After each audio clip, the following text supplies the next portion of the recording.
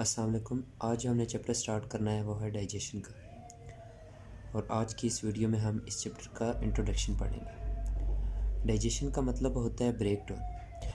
हर organism को body के different function करने के लिए वाटर, ऑक्सीजन, सिंपल शुगर्स जिसमें glucose, amino acid, fatty acid, इन चीज़ों की ज़रूरत होती है, और ये सारी चीज़ें ऑर्गेनिज्म अपनी फूड के ज़रिए पूरा करता है। और ये सारी चीज़ें फूड के अंदर इसी तरह से प्रेजेंट नहीं होती, और ज़्यादातर फूड में ये कम्प्लेक्स फॉर्म में प्रेजेंट होती है। जैसे अमाइनो एसिड प्रोटीन्स की फॉर्म में प्रेजेंट होते हैं, फैटी एसिड लिपिड वगैरह के अंदर प्रेजेंट होते हैं, और ग्लूकोज पॉलीसेकेराइड्स के अंदर प्रेजेंट होते हैं। ग्लूकोज और जितने भी मोनोसेकेराइड्स हैं ना, वो ज़्यादातर पॉलीसेकेराइड्स के अंदर प्रेजेंट होते हैं।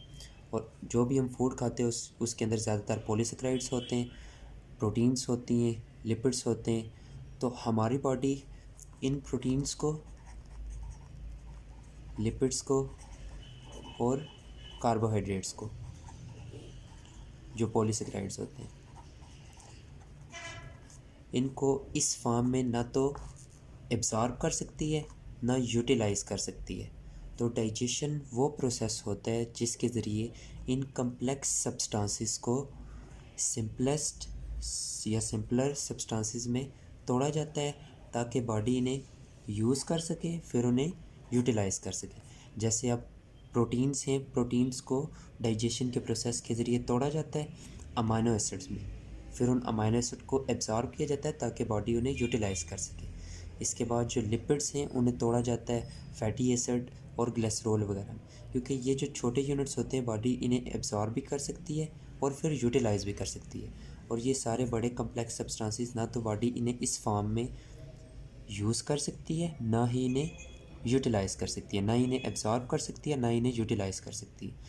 तो डाइजेशन के प्रोसेस के ज़रिए इन्हें तोड़ा जाता है ताकि ये एब्ज़ॉर्ब हो जाए, और एब्ज़ॉर्ब होने के बाद फिर आगे सेल्स में यूटिलाइज़ हो जाए। जैसा कि ग्लूकोज आगे जाके सेलुलर रिस्पिरेशन में इन्वॉल्व होता है जिससे हमें एनर्जी मिलती है, और अमाइनो एसिड आगे जाके हमें प्रोटीन सिंथेसिस देता है, सेल्स के अंदर प्रोटीन सिंथेसिस करता है, और इसके बाद फैटी एसिड को यूज़ किया जाता है। इनसे या तो एनर्जी हासिल की जाती है या तो कोई कम्प्लेक्स लिपिड वगैरह या कोई कम्प्लेक्स चीज़ सेल के अंदर बनाई जाती है। तो डाइजेशन का प्रोसेस इतना सिंपल नहीं होता, ये कुछ स्टेप्स में होता है, और डाइजेशन की हमने आगे टाइप्स भी पढ़नी है। अच्छा, डाइजेशन के अंदर कौन कौन से स्टेप्स इन्वॉल्व हैं?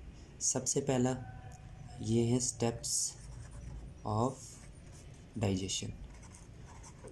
जितने भी एनिमल्स हैं उनके अंदर डाइजेशन इन स्टेप्स को फॉलो करते हैं। डाइजेशन के प्रोसेस के दौरान, डाइजेशन के दौरान ये स्टेप्स होते हैं। सबसे पहले इंजेशन। इंजेशन का मतलब जो भी हम फूड ले रहे हैं जिसके आगे जाके डाइजेशन होनी है उसको इनगल्फ करना। तो इंजेशन का मतलब टेकिंग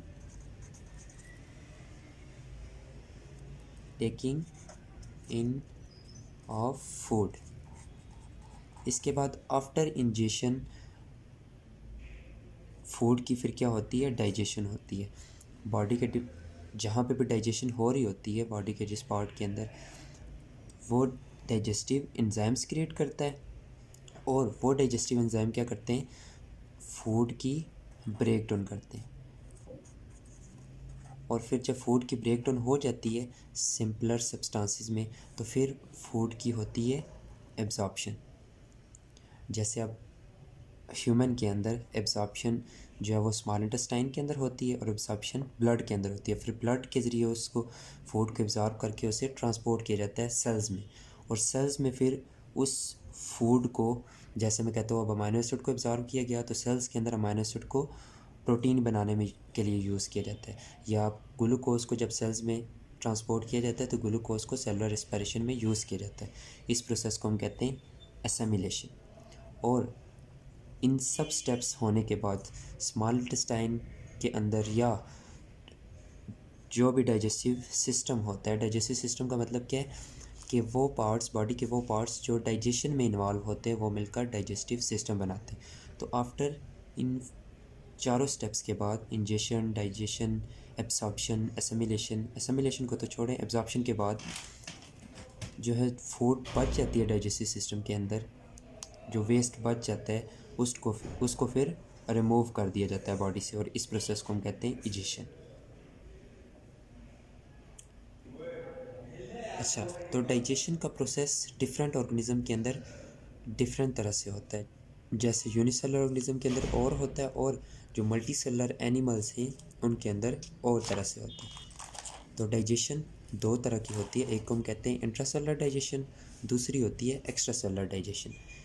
इंट्रासेलुलर डाइजेशन का मतलब यह है कि सेल्स के अंदर डाइजेशन, जैसे कि अमेबा के केस में होता है। अमेबा क्योंकि यूनिसेलुलर है, उसके अंदर ना कोई डाइजेस्टिव सिस्टम एज सच कोई डिफरेंट पार्ट्स तो नहीं होते डाइजेशन के लिए, तो उसके अंदर डाइजेशन उसी सेल के अंदर होती है क्योंकि वो होता है यूनिसेलुलर। इस टाइप के डाइजेशन को हम कहते हैं इंट्रासेलुलर डाइजेशन,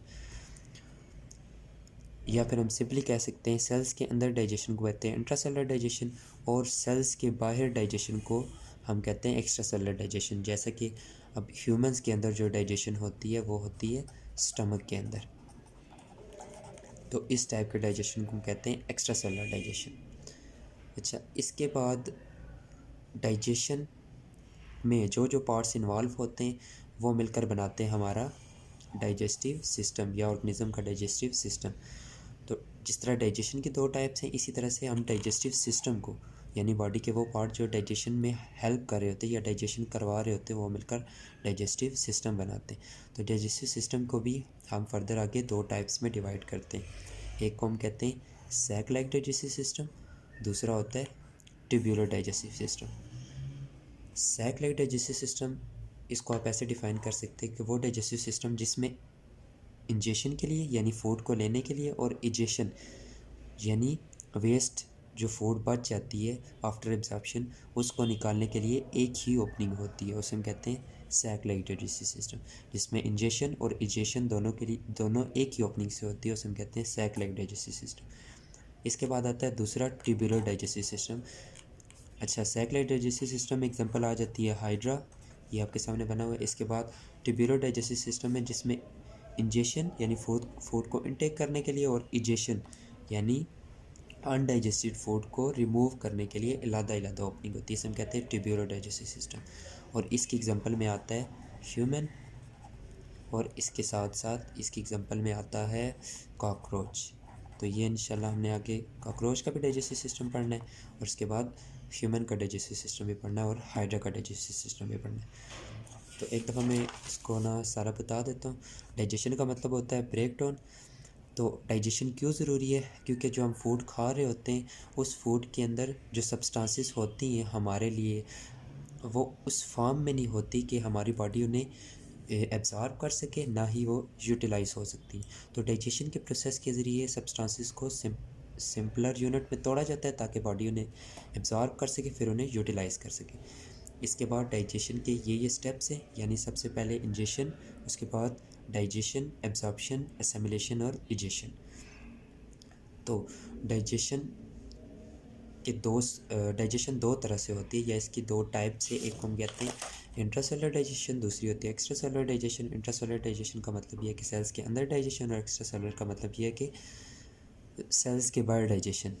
जैसे कि ह्यूमन के अंदर होती है स्टमक के अंदर, ह्यूमन के अंदर जो डाइजेशन होती है वो होती है स्टमक के अंदर। इसके बाद डाइजेशन में जो जो बॉडी के पार्ट्स इन्वॉल्व होते हैं वो मिलकर बनाते हैं डाइजेस्टिव सिस्टम, या बॉडी के जिस पार्ट के अंदर डाइजेशन हो रही होती है वो बनाती है डाइजेस्टिव सिस्टम। और डाइजेस्टिव सिस्टम के भी दो टाइप्स ही, एक है सैक लाइक, दूसरा ट्यूब्यूलर। सैक लाइक में हाइड्रा आ जाता है और ट्यूब्यूलर में कॉकरोच और ह्यूमन। तो ये था इतना ही आज के लिए।